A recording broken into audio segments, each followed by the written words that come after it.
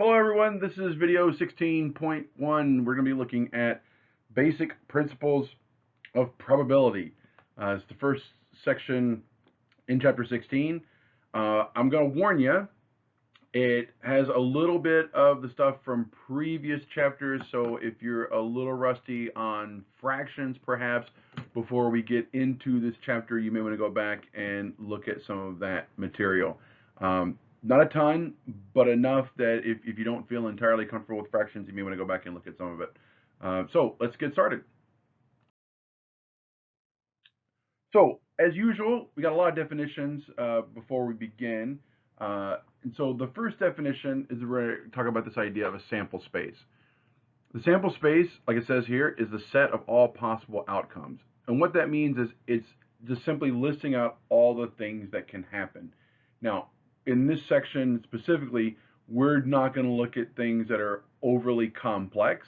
And so most of the sample spaces that we're going to be talking about are going to be things that are relatively small. And so my recommendation when you're teaching this, especially for students looking at this for the first time, that we're looking at sample spaces that are really small and easily defined. And so we can just kind of list out all these things to find this sample space. Next, we have this idea of an event. Now, an event is the thing that we're looking at measuring. It's the set of outcomes that we're concerned with measuring the likelihood that they occur. Um, so now an event can be just one outcome, or it could be several outcomes, or it could be sort of a characterization of outcomes. So for example, I want to know the probability of rolling a 1. So in that case, my event is just one outcome. Or it could be the probability of rolling a 1, 3, or a 5. And so now that's a set of outcomes. Or I could say the probability that I roll an odd number. And so now it's a classification.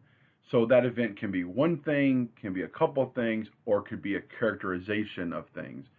Either way, it needs to be very, very clear.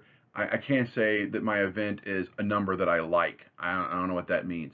So it needs to be something that's really clear what the outcomes are. The probability now is the number that we associate with that likelihood. And we'll talk a little bit more on the next slide about that scale and what that looks like. But once we've defined our sample space and we've defined our event, we can start looking at the probability that that event occurs within that sample space. The last definition that we need to look at on this slide is the probability model. The probability model is all the ideas and assumptions that we make around calculating the probability. In a lot of cases, this is not something that we need to get into a ton of detail about, but you'll notice in a lot of problems that you'll see, they'll say things like, we're flipping a fair coin, or we're rolling a fair die. And so why is that word fair in there? Well, the word fair is in there so we know that there's nothing weird about the coin. There's nothing weird about the die. The coin doesn't have two heads. The die doesn't have a weight that makes it roll toward one side versus another. That everything is as we sort of assume it to be. So just throwing that word fair in there is sort of a green light. Nothing weird is going on here. You don't need to check anything. Everything is sort of as you would assume it to be. Sometimes you'll see problems where things are not as you might assume them to be, but then how we're breaking those assumptions will be very clear in the problem. It may be something like a die that has the numbers 1, 1, 2, 3, 6, 8. It has different numbers on it. So now we're not going to make assumptions that it's just 1, 2, 3, 4, 5, 6. It has these different set of numbers. So we want to make sure that these problems for students that the assumptions are clear, that they're laid out, and that all the rules about what's happening within the problem make sense. We don't want any hidden information from our students. Okay, so probabilities are always going to be between 0 and 1. Nobody's going to give 110% in these problems. We can do these in percents, but because I don't want to conflate percents with probability, I'm going to try to keep things in fractions as much as I can. Now, if you've been through 137 and you feel comfortable moving things from fractions to decimals to percents, then you can do that. But for the sake of keeping these videos focused on probability, I'm going to try to keep things in fractions as much as possible. So now we're going to think about this as sort of a continuum, as a scale. And one end of the scale, we have a probability of 0. And 0 means impossible. Now, impossible doesn't mean improbable. It doesn't mean unlikely. It doesn't mean I don't think so. Impossible means impossible. So if I've got a bag with 1,000,000 coins inside, one of which has a little X drawn on it, and I put that one coin in that bag of 1,000,000 coins and mix them all up, and I'm going to reach inside and pull out one coin. What is the probability that I pull that one coin out with the X drawn on it? It's not 0. Now, it's really unlikely. It's 1 out of 1,000,000, but 1 out of 1,000,000 is not 0. So one of the big ideas that you have to establish with students is this idea that there's a lot of room between impossible and certainty. And they'll want to talk about things as being impossible or talk about things as being certain that just simply aren't. So the calculation part of probability is really important, but getting around students' preconceived notions about probability is probably even more important. So they're able to think about these things along these gradients. They're able to think about probability on this continuum or on this interval rather than just being, it's going to happen, it's not going to happen. Especially younger students like to think about things very much as a binary, just in black and white. It is or it isn't. And so getting to this idea, well, that it might, or it could, or it's possible, and how possible is it? Like, that's a big conversation to have with students. As things start to move toward 0, then we know they're becoming more unlikely. And as they start to move toward 1, which is absolute certainty that it absolutely has to happen, then it becomes more likely. And so we can think about as things sort of move around, and you can, certainly draw a little line segment and sort of move, okay, as we go here, and start to move back and forth, and talk about now this becomes more likely, more unlikely, even more unlikely, or more likely, more likely. Now, at the very middle, it's neither more likely nor more unlikely. The two segments are the same. So we think about like a coin flip.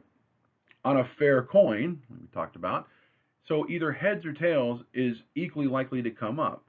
And so these two probabilities would be 1/2. We've got 1/2 of a probability that it will occur, and 1/2 is a probability that it won't occur. It's right in the middle. Neither one is more likely than the other. We got 3 principles of probability that we need to look at, and we're going to cover all 3 of these. And we're going to look at examples of these. So if they don't make sense on this slide, don't worry. By the end of the slides, hopefully they start to make more sense. So the first one just says that if 2 events are equally likely, their probabilities are equal. And we already saw this on the previous slide when we talked about heads or tails. Now, it could be 2 events that are part of a larger subset or a larger sample space. So we'll look at that here in a moment. But if 2 events are equally likely, then their probabilities are equal. In the case of heads and tails, they were each 1/2, so we knew that they were equally likely because their probabilities were equal. Principle number 2 is that the probability of an event is the sum of the probabilities or outcomes or even smaller events that make up that event. This probably requires a little bit of explanation. And so what this is saying is that we may have an event that is made up of other things. So we talked about earlier about the probability of rolling an odd number.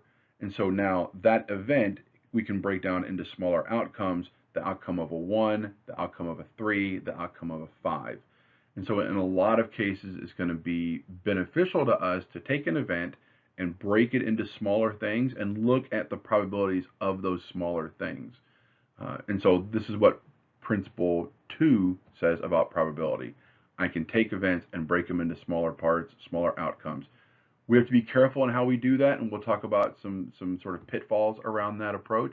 But for right now, we're going to break things into really small, really basic, really obvious ways. Principle number 3 is the experimental probability better approximates theoretical probability with more trials. Now, what that means is I am going to know what should happen, but that's not necessarily going to be what does happen.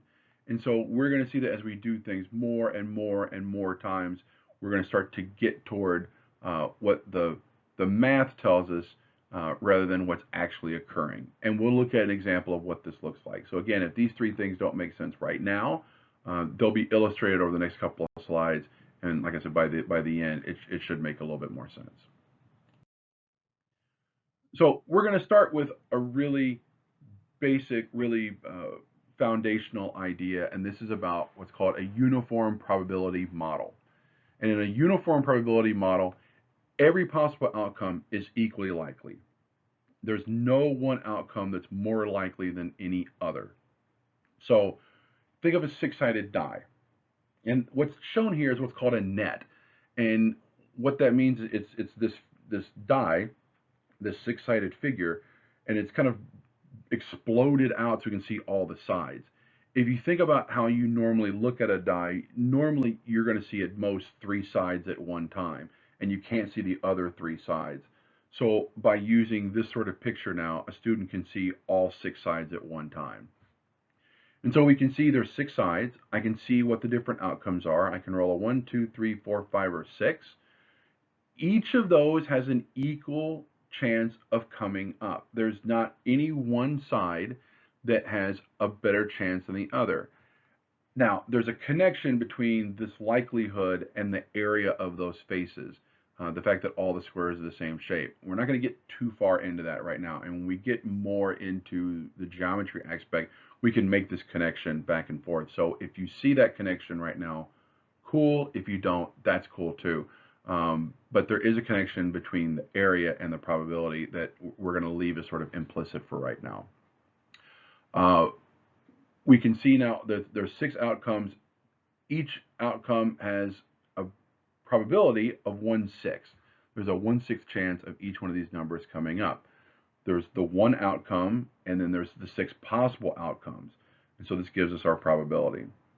We can also look at this game spinner here at the bottom, and kudos if you recognize what game this comes from. So that now we can see here there are 10 equally likely outcomes. So we can see the numbers 1 through 10 going around the spinner.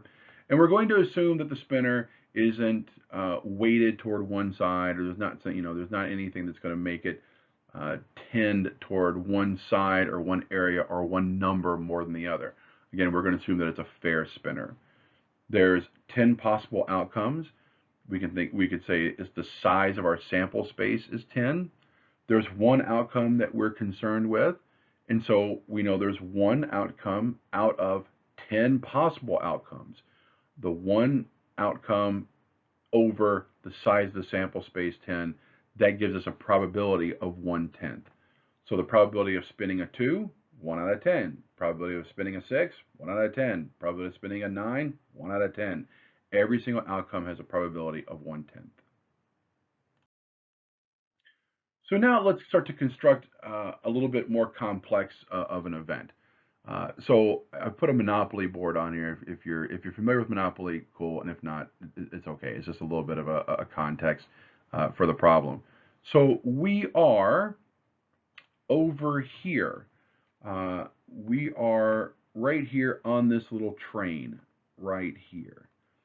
And so we want to land either here or here. These two blue spaces would make us very happy.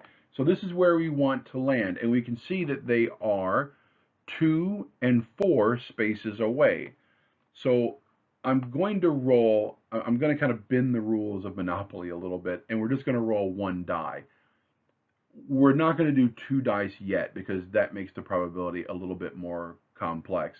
So we're just rolling one die, which I know is so here, we'll come over here where this die, I'm just going to, there we go, we'll get rid of that die. So I want to roll a 2 or a 4. Those are the two outcomes that I'm looking at. So my event is now 2 things. And so now we're looking at principle 2 that we talked about a moment ago. I'm going to look at the 2 individual probabilities, And so now I can see my event here. I can write the probability of my event, and this is how we write the probability of an event. We write P in this sort of function notation. You don't have to use this with students if the symbiology is too complicated. We can certainly move away from that, but we want to eventually get to this point where this makes sense for students. So the probability of the event is going to be made up of these two outcomes: the probability that I land on Park Place, this first spot, or the probability that I land on Boardwalk, this spot. So now I find these individual probabilities. This is my Park Place probability, because again, my single die, this is going to be rolling a 2. So there's a 1 in 6 chance of rolling a 2 and landing on Park Place.